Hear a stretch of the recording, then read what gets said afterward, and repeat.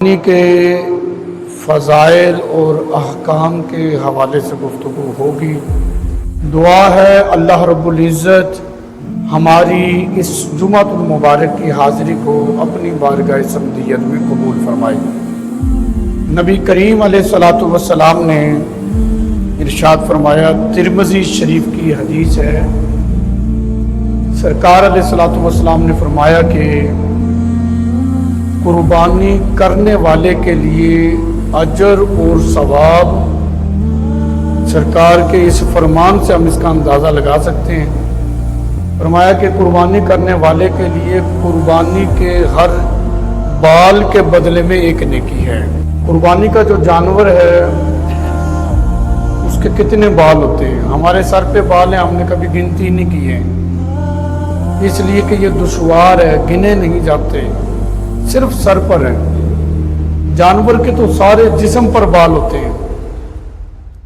حدیث پاک میں ہے کہ قربانی کا جو جانور ہوتا ہے اس کے ہر بال کے بدلے میں قربانی کرنے والے کے لیے نیکی ہے۔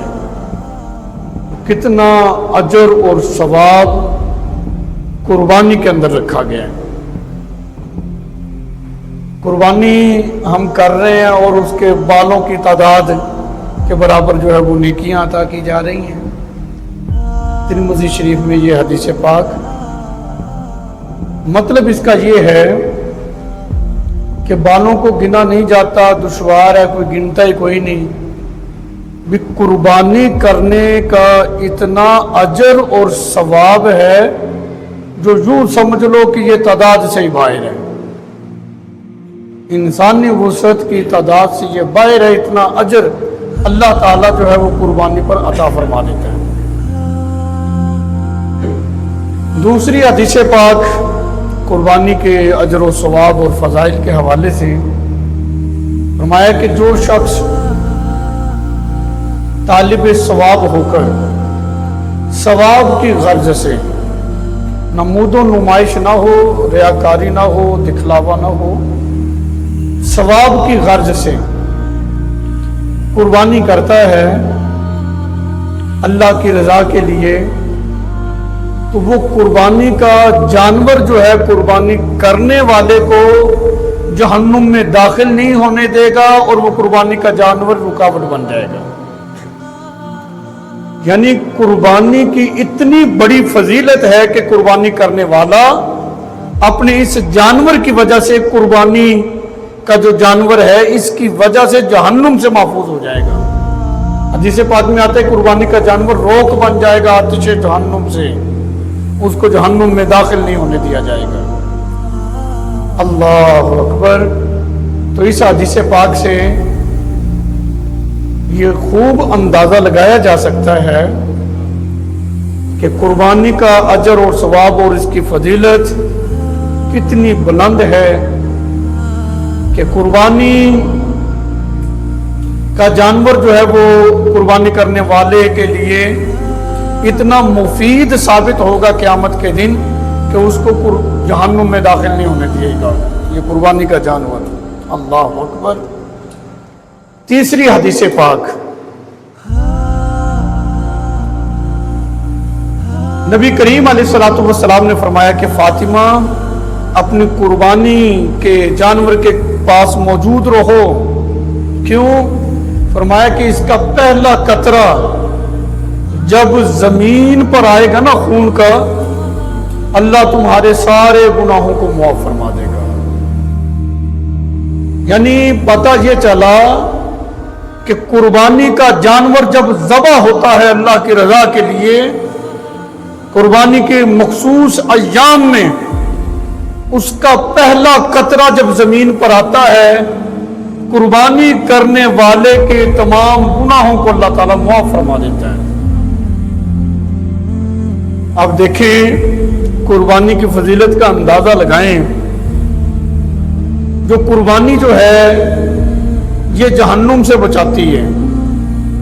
قربانی کا جانور جو ہے اس کا خون کا قطرہ بھی پہلا زمین پر آتا ہے، قربانی کرنے والے کے سارے گناہ معاف ہو جاتے ہیں۔ قربانی کے ہر جانور کے ہر بال کے بدلے میں اس کو نیکی عطا کی جاتی ہے۔ جب اتنا اجر اور ثواب ہے اور پھر یہ ہوتا بھی مخصوص دنوں میں ہے، مطلب یہ کہ نماز ہم روزانہ پنجگانہ نماز پڑھتے ہیں الحمدللہ، اور جب اللہ تعالیٰ توفیق دے تو مزید نوافل کی بھی کثرت کر لیتے ہیں، تہجد بھی پڑھتے ہیں۔ تو یہ ہر روز کے معمولات ہیں، ہر روز اس کا ان فرائض کی ادائیگی کا ہمیں موقع ملتا ہے، لیکن قربانی جو ہے یہ ہر روز تو نہیں ہوتی، یہ تو سال کے مخصوص دن ہی ہیں، 10 ذوالحجہ سے لے کر 12 ذوالحجہ کی غروب آفتاب تک۔ تو غفلت میں یہ دن نہیں گزارنے چاہیے، اور نہ ہی جو ہے وہ شیطان کے جال میں پھنسنا چاہیے، بھئی ابھی جو ہے وہ حالات درست نہیں ہیں، ابھی معاملات ٹھیک نہیں ہیں، ان طرف ایسی باتوں کی طرف نہیں جانا چاہیے، بلکہ قربانی کر کے اتنا بڑا اجر اور ثواب جو اللہ اور اس کے رسول نے قربانی کی صورت میں رکھا ہے، یہ ہمیں حاصل کرنا چاہیے۔ جتنا اجر اور ثواب ہے نا قربانی کی صورت میں، مقابلے میں اب قربانی جو ہو رہی ہے زیادہ سے زیادہ اگر ہم حصہ رکھ لیں تو یہی ہے نا جی 24,000 30,000۔